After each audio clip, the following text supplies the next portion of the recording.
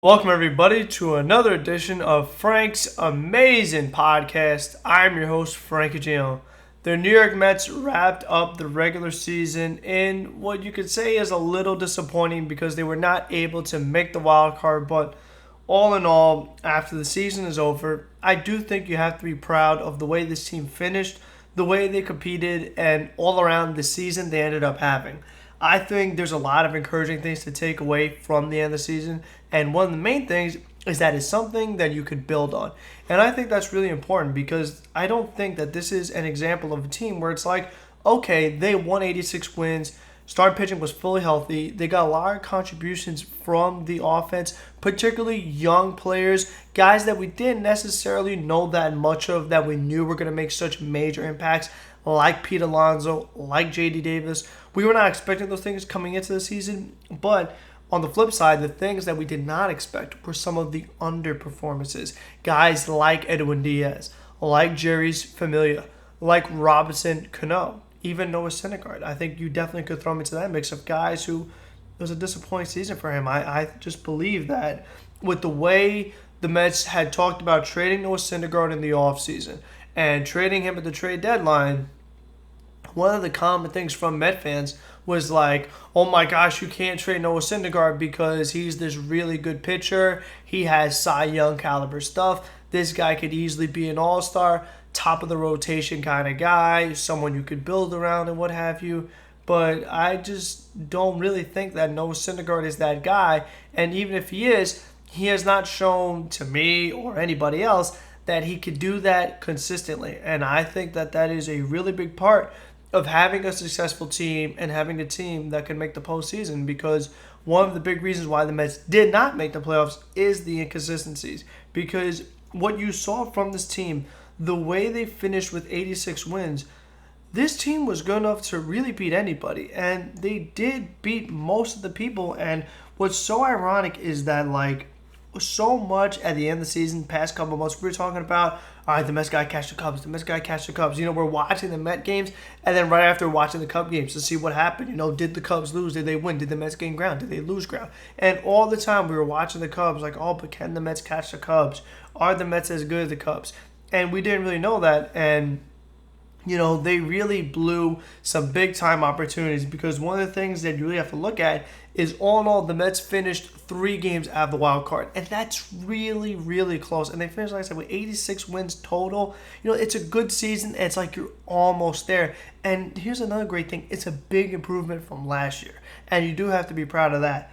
But it was all about catching the Cubs. Here's the thing. The Mets caught the Cubs, and they ended up being a few games ahead of the Cubs. And that didn't matter because of how well the Milwaukee Brewers finished the season. I mean, they were absolutely sensational with the way they played in the month of September. And even the Washington Nationals, I mean, they exceeded my expectations in the last week of the season, because in the previous podcast, I was saying that, like, the Mets' route to the postseason, with how well the Brewers were playing and the Nationals were losing a game here or there, was that the Nationals were going to have an epic collapse, and the Mets were going to have to win the games that were remaining to get in front of Washington, have the first seed be the Brewers and the second seed be the Mets, and that's your wild card game. I thought that was the path, and one of the reasons why was the schedules. The Milwaukee Brewers had a much easier schedule down the stretch than the Washington Nationals did. I just felt that, you know, maybe the Phillies would still be in it a little bit, and their division rivals, so that the Phillies would try to beat the Nationals, maybe steal a game here or there. And how good of a team the Cleveland Indians are, who is another team. I mean, if you're an Indians fan, I mean, you have to be really disappointed that this team was not able to reach the postseason, which they have been doing year after year, winning that division. And now the Minnesota Twins all of a sudden are the talk of the division. And the Indians, they really have to make some moves to get back to where they were. I mean, that's a team that was in the World Series in 2016. As a team that you always felt was a dangerous team because of their starting pitching, the young position core players they have, guys like Frankie Lindor, Jose Ramirez, getting Carlos Santana back in a Tribe uniform, having a terrific year for them. And then you have your other guys, a nice young player like Oscar Mercado, or the returning veteran of Jason Kipnis, you know, having another solid year for them. And, you know, all those things combined, you would just think that the Indians would be a good team, but it wasn't enough. And with how close they were in the wild card, and since they were on the outside looking into Tampa and Oakland, I just felt that Cleveland was going to play really tough and, you know, maybe steal some games from the Nationals. all that didn't happen. And you know what? It's like the Mets did the best they could. And here's another big thing.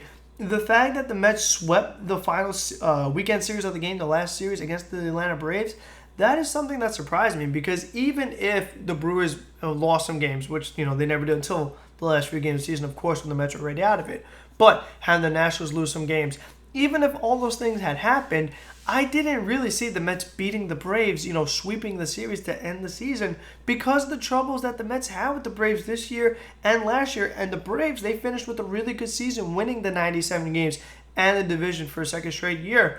And the reason why is the Braves' young core. I mean, guys like Ronald Acuna, Ozzie Albies, Freddie Freeman, Austin Riley making his debut this season, Dansby Swanson, and then you add in your veterans like Nick Markakis, like Brian McCann, and the moves that the Braves made during the season, getting Adeiny Hechavarria, who was much more valuable to the Braves than he was to the Mets. And of course, the reason that they say the Mets got rid of Adeiny Hechavarria was for the $1 million bonus signing. And that's really unfortunate that the Mets are still in this type of position where they are very cheap, and they're a team that is not one of the top teams in payroll. So you can't really be like, oh, well, we are spending so much in payroll, this $1 million bonus is so important that we have to just get rid of Adeiny Hechavarria. Whether Hechavarria would have been good with the Mets or not doesn't really matter. One of the things that I saw today that has not been talked about at all, but I remember in my off-season podcast, the really big one I did, and to get back to what I said earlier, like in that podcast, the Mets had just finished with 77 wins. And I said, listen, the Mets need to make a lot of moves. They need to improve the they need to improve the starting lineup. And they need to improve the bullpen. They couldn't really do anything about the manager because they decided to keep him. But there were a lot of different things the Mets could do to improve the team. And they got from 77 to 86. And, just one of the big things was like, can they keep up with the Braves and all this young core that they have? And I'll tell you what, getting Alonso and having him start from day one and finish with the major league lead in home runs, and acquiring someone like J.D. Davis, who ended up having a huge year, those are big things. But the other thing that I said in that podcast that the Mets did not do, that if they did do, it would have helped them a lot, was keeping Wilmer Flores. I just know that, as Wilmer Flores got older and older in the Mets organization, I felt that he got better. I think that Wilmer Flores is such an underrated hitter. He is a guy that this year he hit for above 300 average, which is something that I wasn't sure if he could hit above 300, but I've seen him get in the 280s, so I felt like it was possible. And we know that Wilmer Flores has pretty good power, especially against lefties. And Wilmer Flores could play a few positions in the infield. Doesn't play them spectacularly, but he can play them. He provides versatility, provides pretty good durability. Flores has had his share of injuries, but you know what? It's nothing like the injury-prone Jed Lowrie. And I think that keeping Wilmer Flores, instead of keeping Travis d'Arnaud, who the Mets got rid of like this, who of course did better for Tampa Bay than he did for the Mets. Obviously, still would rather have Ramos, but I just think that tendering Flores, and it would not have cost much because Flores loved the Mets, and he has said that, and he would have came back without having to spend a lot. And then it's just like the $20 million that you gave to Jed Lowrie, $10 million this year, $10 million this year. The guy played, he only had a handful of at-bats, and he didn't get a single hit in those at-bats because of all the injuries that he dealt with throughout the course of the season. And with a team like the Mets, where payroll is pretty much the most important thing to them, and if the Mets do want to make improvements, we know they have to do it outside the organization. We know they have to do it via free agency or trades, taking on higher salaries of rebuilding teams. But all of that requires spending money, which is the thing that the Mets like to do the least. And it's just very unfortunate that when they did spend the money, they gave it to Jed Lowrie instead of, saving some money and giving it to Wilmer Flores, where you could have done two things. You could have saved money, the Mets' top priority, and number two, you could have been a better team, which is my top priority and the priority of the other Met fans. So just little things like that definitely did hurt the Mets in the long term, and not getting Asdrubal Cabrera for a minimum salary, which they could have earlier in the year. I know he had his struggles with Texas, but later in the second half for Washington, he was very beneficial to them, and is one of the reasons why they're able to maintain a wild card spot and get the first wild card spot. And had he been doing that for the Mets instead of the Nationals, would that have been the difference in the Mets making the playoffs and the Nationals making the playoffs? I don't think so, but I do think it is something that could help, because when you get this close, you're only 3 games out, you don't need to drastically change the team or do anything crazy. You just need incremental improvements here or there in certain areas and just a few wins here or there. And guess what? You have a wild card spot. And it would have been a little tough to get this one because the teams that did get the wild card finished with above 90 wins. And that is something, actually the Brewers only finished with 89, so excuse me there, but the Nationals finished with 93. So it was like, the Mets were pretty close, but it was going to take some more. And it's like, all right, well, now that the season has wrapped up, we know what the Mets are now, because that was one of the big things earlier in the year and in the middle of the year. We were like, what are the Mets? Because they did so much of the win one, lose two, win two, lose three. They were just so back and forth. And again, we talk about inconsistencies, and we didn't really know what type of team they were. But now we have a much better idea of what type of team this is. And I just think that, it's not going to take much. But number one, they do need a new manager. There's no question about that. And one of the things that is in the Mets' advantage this offseason is that they have good options. I mean, honestly, either one of the Joes will do. Joe Girardi and Joe Maddon. Now, I mean, everybody knows that it is much more likely that if the Mets were to get one of them, it would be Girardi and not Maddon. And I'm not quite sure how Joe Maddon would fit in a New York Mets, scenario, because the thing about Joe Maddon is that he believes that he is some type of genius and that he's way ahead of everybody and he's a trendsetter. I mean, he was a guy who didn't believe in, well, actually, he started the shift was when Tampa was shifting more than other teams. They were one of the first teams to do it, and out the Cubs, they're one of the least shifting teams. So maybe that's because the Cubs do have a good defense, guys like Javi Baez, Anthony Rizzo, Chris Bryant's a pretty nice defender, Aston Russell. But still, it's just like Maddon always thinks he's one step ahead. Put a pitcher in the outfield or do a 5-man infield with 2 outfielders, which we saw the Marlins do a lot of in the series against the Mets in this last week. But still, it's just like, I just think that with the Mets team, with the ownership and Jeff Wilpon, they want so much control, especially over the manager. I know actually that they won't be able to get that out of Joe Maddon, and for that reason, I just don't see the pairing working out, and I feel that it is going to be very unlikely that that would even happen. And the thing about Joe Maddon is that because he thinks he's so brilliant, he tries to outsmart people, and you don't really know if it works. I mean, the Cubs have been good, but they haven't been as good as they're supposed to. That is why Joe Maddon just got fired and the Mets finished ahead of them.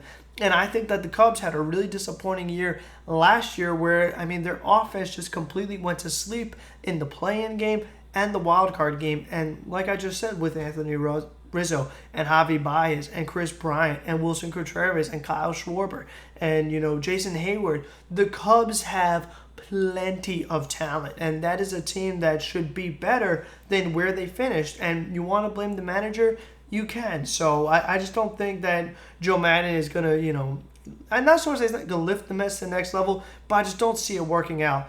Now, Girardi, he doesn't have the same ego that Joe Maddon has, but I do know that Joe Girardi does have enough of a personality to where he's not going to be controlled like the way Mickey Callaway was controlled with ownership in his tenure. So, again, it doesn't seem like the most ideal fit because of the way the Mets ownership is and the way they operate. Obviously, for a team perspective, for winning games, I do think that Joe Girardi definitely provides value, can help you win more games than Mickey Callaway did, which is all you really need. And he's someone who's familiar with New York. He's going to be able to handle it. There's nothing that's going to catch him off guard.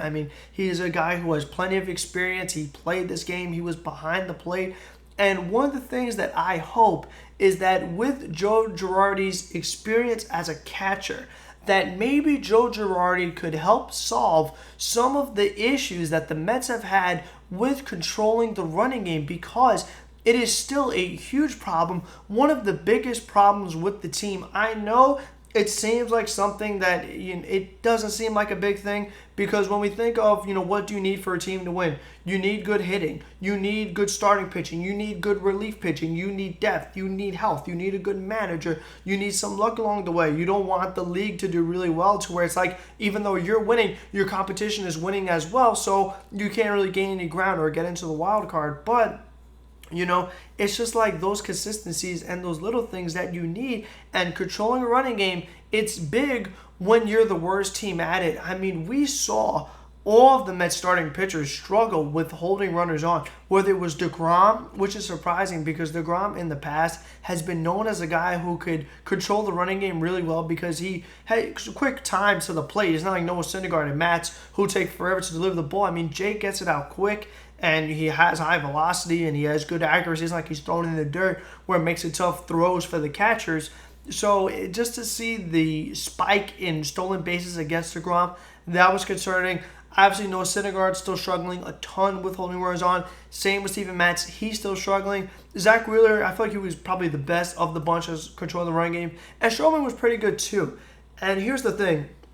Wilson Ramos struggled a lot with holding runners on. I mean, that was one of the reasons why the Mets were not able to throw any guys out. Because here's a couple things. Number one, Wilson Ramos does not have the best. It's classified as pop time, which is, getting the ball and releasing it, getting out as quick as you can to throw out the runners. JT Realmuto is probably the best at it in baseball. He has exceptional pop times. And Ramos, it takes a long time for him just to get the ball out. And one of the other things is that, like, a lot of times these guys were getting such good jumps off the pitchers, and it takes Ramos so long to get rid of the ball that far too often Ramos didn't even attempt to throw the guys out. So that was puzzling. And, I mean, a lot of times, these guys were just stealing bases like it was nothing. And all of that needs to be cleaned up. But you didn't see that much improvement with Tomas Nido and Rene Rivera behind the plate. And those are two guys who obviously are defensive catchers because we see how bad they are offensively and we know they're out there for defense. But even with them out there, it hasn't really made much of a difference. And I just think that the Mets don't do enough to control the running game as far as the pitchers are concerned. And that's problematic because I remember when Mickey Callaway got hired, someone with a pitching background who had been a pitcher in this league, along with new pitching coach Dave Island, who's now ex-pitching coach Dave Island because he got fired this year. But they said that they were going to work on controlling the running game from a pitcher's perspective with different ways to hold runners on, and they didn't really do that. I think the Mets have to do a lot more of stepping off, attempting pickoffs, working on your delivery time. Don't be so predictable. Try to hold the ball a long time. Pitch out every now and then. Ramos would throw behind the runners a couple of times, but that didn't really matter because if the runner takes off, why are you going to throw behind him? But you just have to do different things to where it's like maybe even a quick pitch. Just different things to throw off the timing of the base runners because, like I said, far too often, a lot of these stolen bases where the guys have these crazy jumps, they are safe by so much that Ramos isn't even attempting it. So it tells you that the starting pitchers are not fooling the base runners at all. And I just hope that maybe Joe Girardi could help with that. And the catcher position is something that the Mets might have to look at. And like I've said before, I don't really think the Mets are going to be able to get better than Wilson Ramos. I'm not saying that Wilson Ramos is the best catcher in baseball. He's one of the best offensive catchers in baseball as far as batting average and putting the ball in play.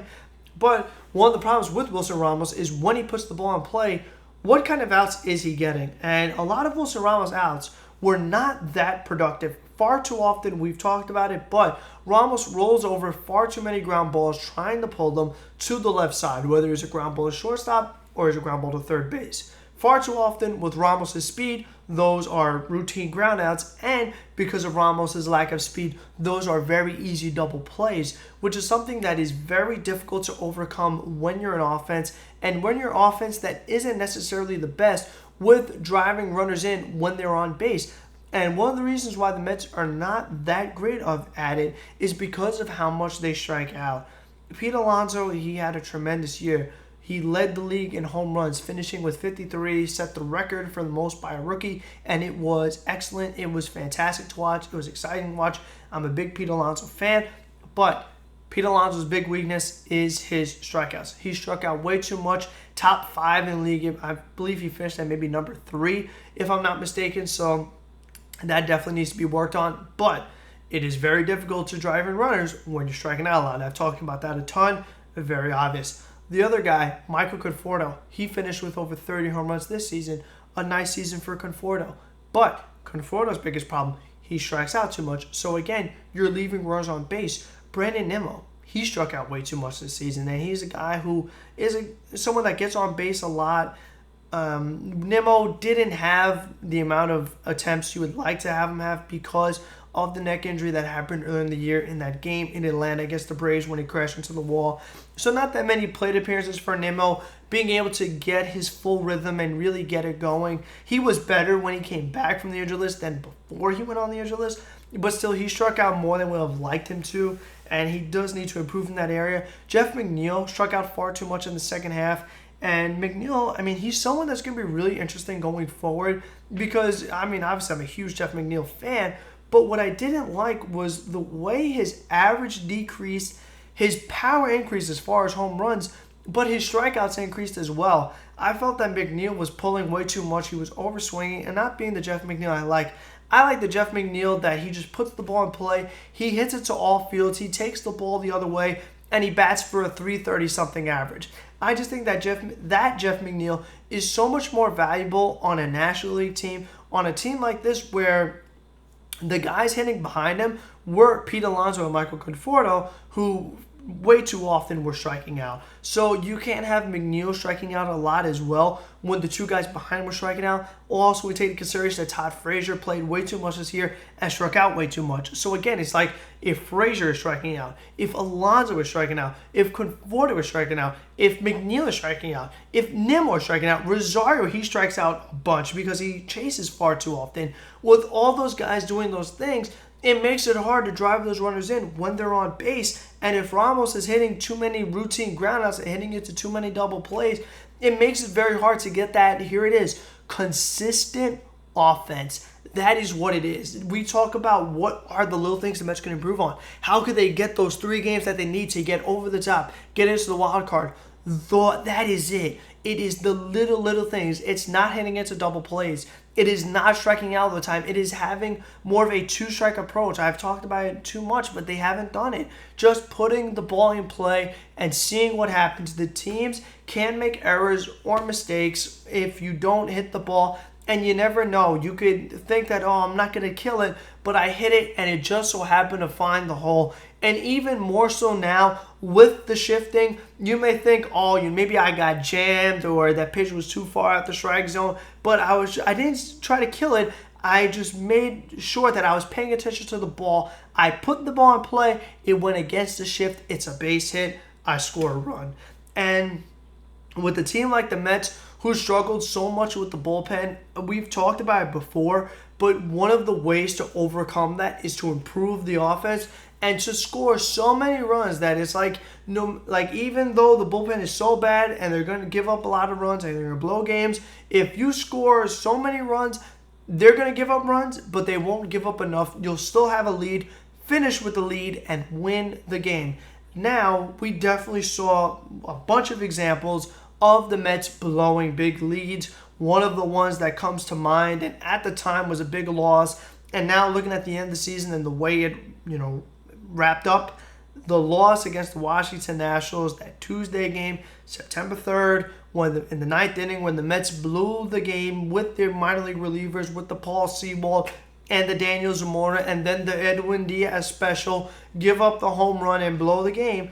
When that happened on that day, it was a huge loss for the Mets because they were up by 6 runs and they blew it. And the offense did everything they needed to do. They took advantage of, here's the thing, putting the ball in play. Trey Turner not knowing how many outs there are, not getting the double play, and the Mets were able to capitalize on it by some hits by Brandon Nimmo and Jeff McNeil. And it's just like those little things like that, putting the ball in play, that helps you win. But when the bullpen's so bad, it makes it very tough. So improve on the little things.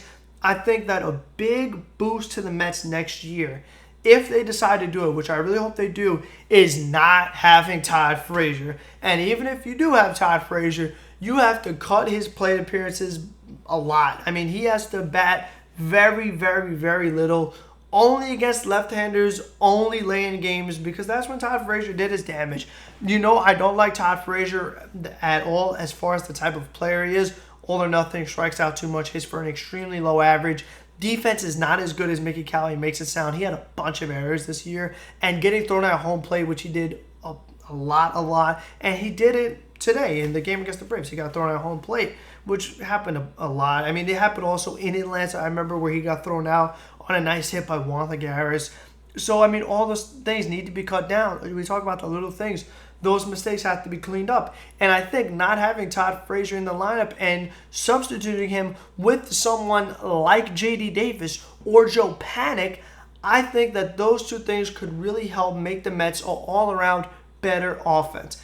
I would much rather have J.D. Davis with his 300-plus average compared to Todd Frazier and his 230s, 240s, whatever the number is, and striking out so much where J.D. Davis doesn't strike out as much as Todd Frazier. And I just think that J.D. Davis is like someone that you could build on and is a core position player, and you're going to have to find a position for him, whether it's in left field or third base. He's going to have to play, and he has to play every day because I do think that he is that valuable an offensive player. And one of the other things that people don't talk about, we say a lot, why is Todd Frazier on this team? He strikes out so much. He's not a good player. Why would the Mets like him so much? Why does Mickey Callaway love him? Why do they want to keep him? Why did they sign him in the first place? And one of the things that we have always heard about Todd Frazier, even when he was with the Yankees, is Todd Frazier as a great clubhouse guy, a good leader, a good team player, gets along with players well. And I think that J.D. Davis has the same exact qualities. And why? I've talked about it before, but you look up J.D. Davis online, all his GIFs or GIFs, whatever you want to, pronounce them. All the times that J.D. Davis is dancing and doing little celebrations or whatever. And when he got the big walk-off hit against Cleveland and he goes, "Let's go Mets," and he screamed at the top of his lungs, you can see the passion and enthusiasm he has for the game of baseball, playing in front of the Mets crowd, playing for the Mets. He did extremely well at home. I'm pretty sure he did set the record for highest OPS at home as a Met. That was a nice record to have because one of the things that the Mets had struggled with in the past in recent years in the Citi Field era was hitting at Citi Field because we know that the Mets had a lot of offensive struggles in the past few years. That was a big focus of the offseason podcast of last year. The Mets improving their offense as a whole. Now it's like very little things, improving with runners on base, not striking out as much. But before, it was just hit the ball in general. Just get good offensive players and have these players be able to do well at home. Because we were seeing it way too much where it's like the Mets would be able to hit on the road and you're like, okay, well, if they could do that at home, they'll win a bunch of games and they'll be a good team. Then the Mets would come home and they weren't hitting and you're like, what is going on here? But the Mets did hit better at home this year. I mean, obviously they had some series where they didn't hit as well as you would like them to. The ones that come to mind were the big back-to-back series they had against Atlanta and Chicago, where in neither series they didn't hit nearly as well as you would have liked them to. But all in all, I mean, JD played really, really well at home. And you saw when Dominic Smith hit the walk-off home run today, JD Davis went at home plate, doing a whole bunch of dances, and was just so excited and into it.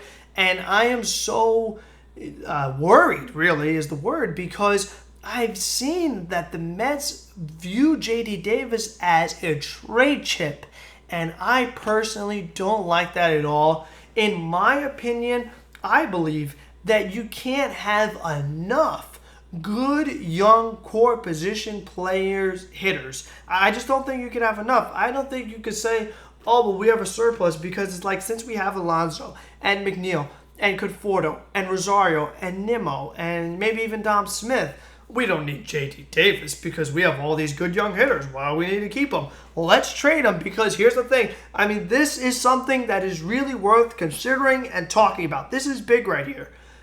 The Mets need to address the bullpen. Very obvious, biggest problem. We understand it. But here's the other big problem. One of the easiest ways to do it, the best way to do it, spending money. The thing the Mets do the least, the thing they struggle at the most is spending money. They won't do it. They're cheap. So the way the Mets view that they can improve their bullpen without spending money is trading J.D. Davis for pitching. And I don't like that at all. I think that is a big, big mistake. I think that it is much more valuable to have J.D. Davis on your team, in your lineup, giving you production, giving you, good team player, a guy that gets along with everybody and is excited and into it and performs and what have you in the big games and whatnot. just to trade him for some relievers. And here's the thing. I mean, this is something that also we're talking about. How inconsistent relievers are. I mean, that is something that is well documented, but relievers are so inconsistent. They're good one year, they're bad the next year. And we saw the perfect example when the Mets traded core young guys, prospects, young players, position players that they could build on for relief pitching. When the Mets traded Jarred Kelenic and, Justin Dunn and Bautista, who were pitchers, for Edwin Diaz and Robinson Cano. So, because the Mets didn't want to spend the money to get an Adam Ottavino, to get a David Robertson, who he was injured, so he didn't have a great year, to get Andrew Miller, who didn't have a great year, but still, a lot of options that were out there in the free agent market as far as relievers. Getting a Craig Kimbrel early, I mean, you have had to give up the compensation pick, and Kimbrel didn't do that well for the Cubs, so I guess it's good the Mets avoided him, but still, you could have done these things and kept Kelenic and all your other young guys like Justin Dunn and Bautista. And it didn't work because you traded those guys for a reliever, and Edwin Diaz was like relievers where they're inconsistent. They're good one year, they're bad the next year. And Edwin Diaz was a complete mess this year and may have been and probably is the biggest reason as far as one player. If you could pinpoint one player who was the biggest reason the Mets did not make the playoffs, it is Edwin Diaz. And that is just so disappointing because I remember in the offseason podcast going to the year, I was so excited about Edwin Diaz. I thought he was going to be the reason the Mets did make the playoffs, not the reason the Mets missed the playoffs. And again, it's just really disappointing. But I will just be outraged. I will go crazy if the Mets trade J.D. Davis for a reliever, and the reliever is not going to pitch well. They have to retain J.D. Davis. He has to play every day. Whether he's in left field or third base, I don't care. He needs to be out there. It just has to happen. There's no ifs, ands, or buts. Unless the Mets sign Anthony Rendon, which is not going to happen because it requires spending money, and Yoenis Cespedes comes back and is healthy, very unlikely. If all that happens, then, okay, you could trade JD. But still, they're not getting Rendon. And Cespedes being healthy, it's 50-50. And the reason why it's 50-50 is, number one, he's always hurt, so he's not out there. But number two, I do think the contract here is a big thing because, Cespedes wants to get money again. And in order to do that, he has to play. And has to play well to get another fool, like I've said before, hopefully not the Mets, to give him another contract with good money. I don't think any team's going to give him a long-term deal. But they could do like the Braves did with Josh Donaldson, which ended up being a tremendous signing. But 1 year at a lot of money for just the 1 year, it worked out well for them because they got great production out of Josh Donaldson. It helped them win the division. We'll see what it does for them in the postseason.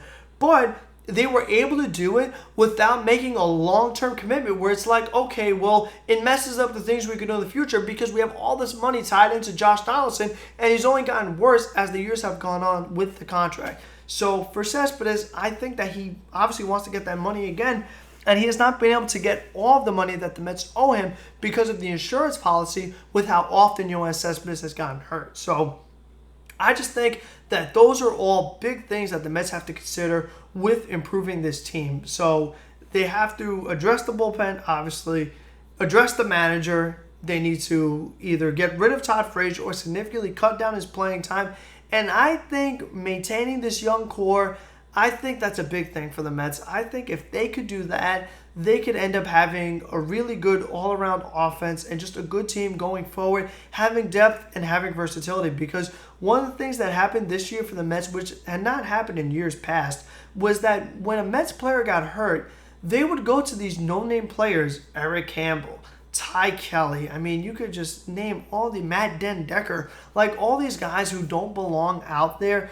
But they were playing every single day and they weren't doing anything because they're not major league level players. But with all the young guys that the Mets had this year, they had a lot of good position players that they could turn to. And I think it's unfortunate that a guy like Joe Panik did not get to play nearly as much as he should have. I think that at the current stages in their career, I believe that Joe Panik provides more value than Ramos and Cano.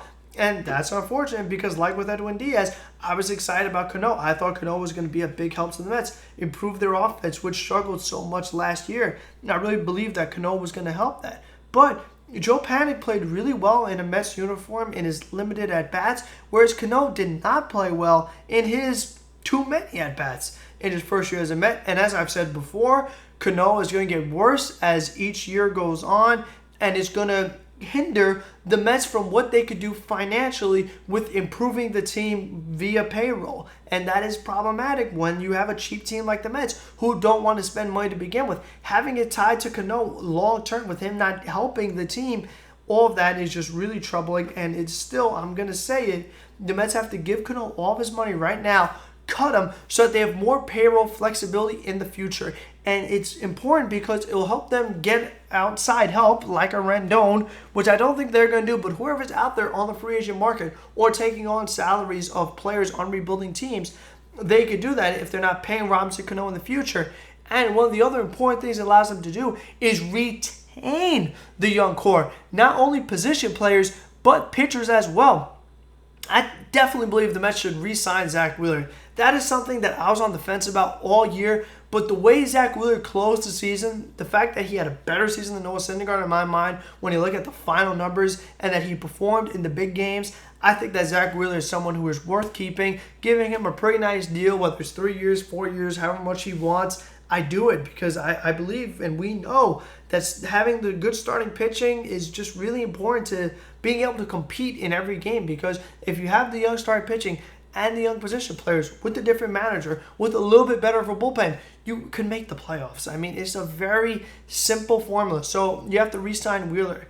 Maybe re-sign Syndergaard, but I would trade him. Re-sign Matz. Give Lugo a long-term extension. Give Pete Alonso and Jeff McNeil long-term extensions. That is vital to this team. Like the way the Braves did with Acuna and Albies. They were able to get those young stars for a long time without giving up the money that they are actually worth, because the players aren't getting paid that much now. The little boost that you give them seems like so much compared to what they were making. So that is something the Mets have to do.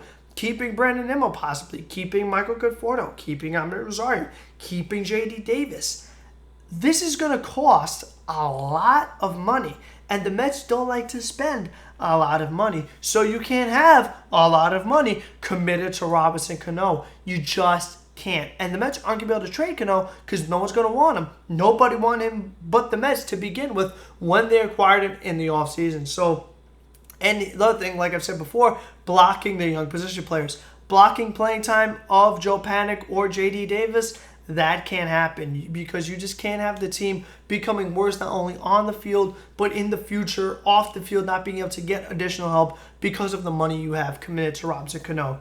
So all those things need to be cleaned up, and I keep Dom Smith too, and I see how the season goes. Maybe I do trade him, because if Alonso is going to be great again, and McNeil's going to be good, and Rosario's going to be good, and JD's going to be good, and Nimmo's good, and Conforto's good, maybe I have Cespedes, or maybe I get another outfielder, which the Mets are going to have to do because Juan Lagares' contract is expiring, and I'm going to have Jed Lowrie, unfortunately, getting paid $10 million, taking up an infield spot. So I just think that having Lowrie in the infield with Rosario, unfortunately with Cano, with Panic, with Alonso, I'm going to have to move McNeil to the outfield, move JD to the outfield, have both of them in the outfield along with Nimmo and Michael Conforto. The Mets are going to have to figure it out. Someone is going to have to go.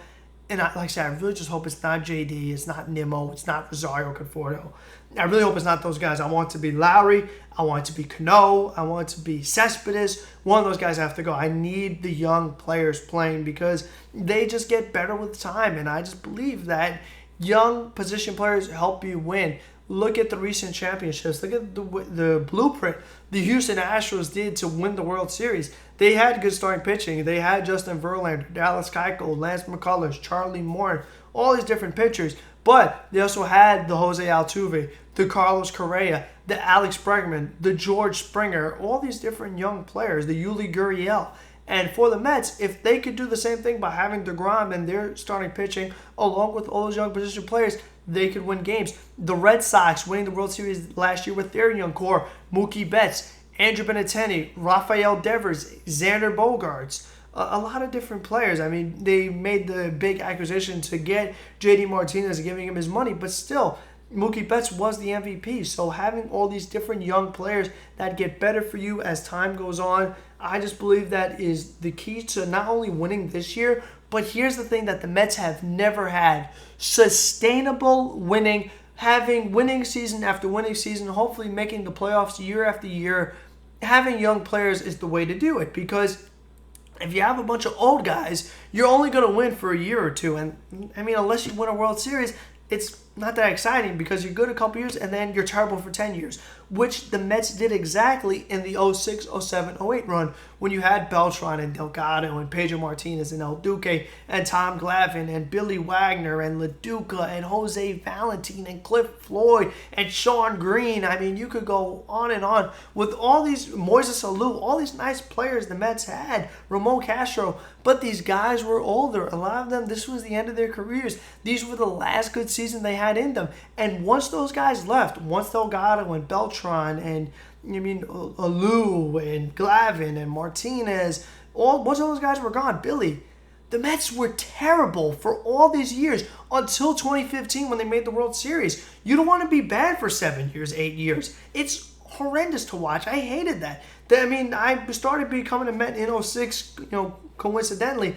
And after the Mets had their collapses, and they were terrible until 2015, it was awful. I didn't even want to watch them. They were so bad. So if you have a bunch of older players, that's what it leads to. But if I could watch Pete Alonso and Jeff McNeil and JD and all these, Rosario Conforto, for the next 10 years, that's really exciting and just a lot of fun as a Met fan. And for once, very rarely, this was a fun season, and that's what it's all about. I mean, this is entertainment. We should be enjoying these Met games, and it was fun to dream about the postseason or making a wild card run. All the games the Mets did win, and they won 86 of them. They had a winning season. They were above their win projection of 85.5. So, I mean, all those things considered, pretty good year. Obviously, could have been better. A little disappointed they didn't make the playoffs, but there's a lot of optimism. There's a lot to build around, and it doesn't take much to become a playoff team. All it takes is health, the new manager, improved bullpen, more consistency offensively. That's it. I mean, it is not much. And the other big thing, obviously, not having the big losing streaks anymore. You can't have the bad trips that the Mets had when they faced the Cubs and Phillies back-to-back. They got swept the 4 games against the Phillies, and then getting swept back-to-back Braves, Cubs, that wasn't good. The big leads they blew against the Nationals, against the Dodgers, against the Diamondbacks. The complete inepts they had against Josh Hader offensively when they faced the Brewers in the head-to-head matchups in May. Clean up those little things here and there. The Mets could be a really good team, and that's all you really can ask out of them. Hopefully you guys enjoyed this season worth of podcasts, made it through. You know what I mean? It was tough. It was an interesting year because they had their highs, they had their lows, and I just think to close with, I mean, there was a point in time in June where it was like the Mets, they were second to last in the National League other than the Marlins. And it was like you didn't even want to do the podcast anymore because it was same old, same old. They didn't hit. The bullpen blew it. The starting pitching was inconsistent. And they were losing. And it wasn't any fun.